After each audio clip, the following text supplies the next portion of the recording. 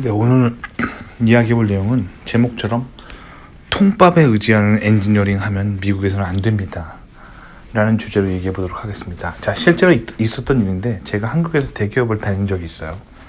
미국에서 박사를 마치고 미국 취업이 안 돼서 한국에 잠시 귀국을 했었습니다. 잠깐 일하다가 미국 회사가 돼서 다시 나왔어요. 자, 근데 그때 제가 경험한 한국 대기업 문화가 많이 충격적이고 실망스러웠었습니다. 자, 그곳은 한국 최고의 대기업이라고 하는 곳이에요. 항상 신문에 나오는 그 한국 국뽕의 상징이 되는 그 회사 거기입니다. 한국 최고의 엘리트들이 모인 곳이었는데 그곳이었음에도 불구하고 사람들이 통밥에 의지하는 엔지니어링이 있었습니다. 그래서 뭔가 신제품을 만드는데 신제품 만들 때 미국적인 엔지니어링은 이겁니다. 그 물질의 데이터의 그 특성을 측정을 합니다. 정확하게.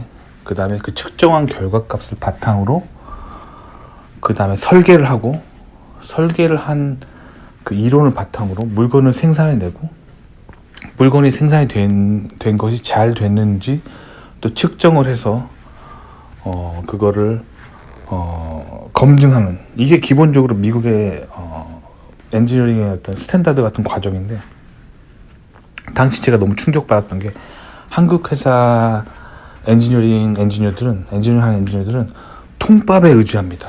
통밥에 의지한다는 게 뭐냐면 이거예요. 내가 이거 한 5년 했었거든. 그러니까 내 말이 맞아. 뭐 이런 거예요.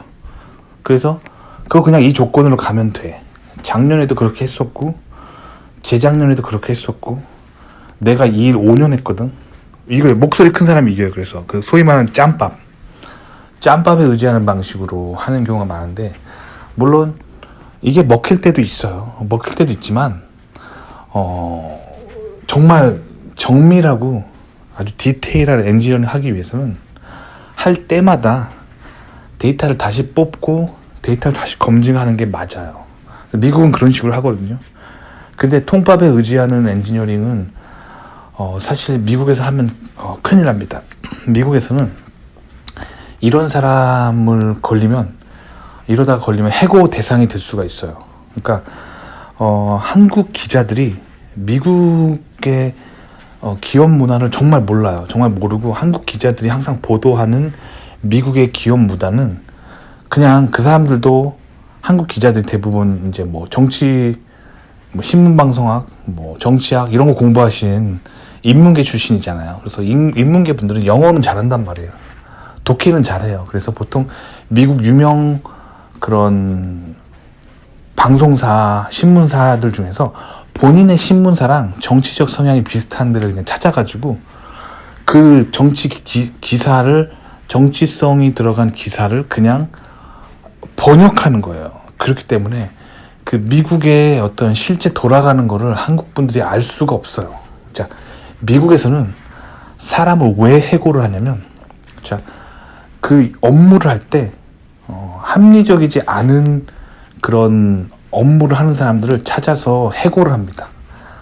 그래야지만 그 회사가 제대로 돌아가기 때문에 그러는 거예요. 근데 이제 한국 신문 기자들이 그들 신문사랑 같은 정치적인 성향을 가진 미국 신문사를 선택해서 그 본인의 그런 정치적인 목적을 가지고 선택한 기사를 단순 영어 한글로 번역하기 때문에 그냥 좌파적으로 번역하는 거예요. 그래서 결국엔 자본주의는 나쁘다, 이 얘기를 하고 싶어가지고 뭐 미국에 해고하는 게 부당하고 너무 잔인하고 뭐 요 관점을 항상 쓰기 때문에 미국에서 일어나는 일들을 한국 분들은 알 수가 없어요. 자, 최근에 제가 그 아는 어떤 직원이 그 해고를 당할 위기에 처했어요. 뭐 그분이 해고를 당할지 안 당할지는 모르겠는데 아주 큰 위기에 처했는데, 왜 해고를 당할 위기에 처했냐면 통밥에 의지하는 엔지니어링을 했기 때문이에요. 자, 통밥에 의지하는 엔지니어링의 대표적인 케이스가 이거예요. 자, 예를 들어볼게요. 예를 든 거예요. 지금 뭐 2023년에 예를 들면 신제품이 나온다고 쳐봐요. 그러면 그 회사에 2022년, 2021년, 뭐 2020년에도 나온 신제품이 있겠죠. 그 신제품에서 예를 들면 데이터 측정한 값이 있겠죠. 뭐 예를 들면 뭐 2023년에 뭐 예를 들어볼게요. 2023년에 나오는 신제품에서 뭐 회로에 평균적으로 5V가 걸려야 된다고 생각해봐요. 5V? 그러면 이 신제품이 5V 나오는지를 검증하기 위해서 뭐 예를 들면 샘플 1000개를 측정하기로 했다고 쳐봐요.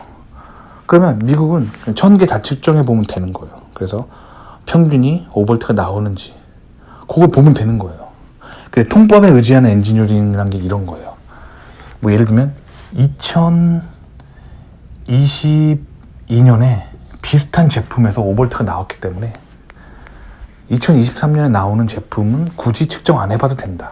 뭐 1000개 측정할 필요 있냐? 몇 개만 잡아가지고 대충 찍어서 5V 나오면 작년에 1000개 샘플한 그 자료 그 엑셀 파일에다가 그대로 갖고 와가지고 뭐 그냥 거기다 적당히 겐토로 값 몇 개 넣어가지고 오래값 만들자. 이런 식으로 하면 안 된다는 거예요. 이런 식으로 하면 안 된다는 거예요. 그게 통밥에 의지하는 엔지니어링이에요. 그러니까 회사 규정상 매년 신제품 낼 때마다 뭐 1000개 측정하기로 했으면 1000개 측정하면 되는 거예요. 근데 이렇게 하면 좀 귀찮으니까 옛날 자료 그냥 싹 가져다가 샘플 몇 개만 측정해가지고 그냥 가라 데이터. 요 한국에서 굉장히 유행하는 거죠. 이런 식으로 미국에서 일하다 걸리면 바로 해고당합니다. 아시겠죠? 그러니까 미국에서는 절대 가라 데이터 만들면 안 돼요. 절대 통밥에 의지하는 엔지니어링 하면 안 되고요. 매번 신제품 날 때마다 그냥 성실하게 데이터 새로 측정해가지고 하나하나 확인한 다음에 검증한 다음에 그 다음에 그거 가지고 뭐 엑셀 데이터 만들어가지고 도표 만들고 그렇게 해서 이제 보고서에 넣으면 되는 거예요. 그러니까 미국 엔지니어링 기본은 정직함이에요. 정직함이고 성실함 이거예요. 그래서 그게 굉장히 강력한 힘이 있습니다. 왜냐면 진실은 항상 참말은 항상 거짓말을 이기거든요.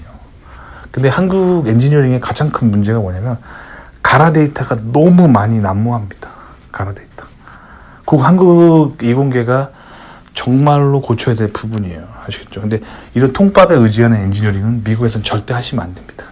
미국에서는 그냥 항상 성실하게 본인이 본 그대로 하시면 돼요. 회사에서 1000번 측정하라고 하면 1000번 측정하면 됩니다. 아시겠죠? 그리고 미국이 또 좋은 게 1000번 측정하라고 하면 직접 측정 안 해도 돼요. 그거를 1000번 측정하는 하청해주는 회사가 있어요. 그런 데다가 샘플 의뢰하면 됩니다. 요런 측정하는 하청계의 다크호스가 요즘 싱가포르예요.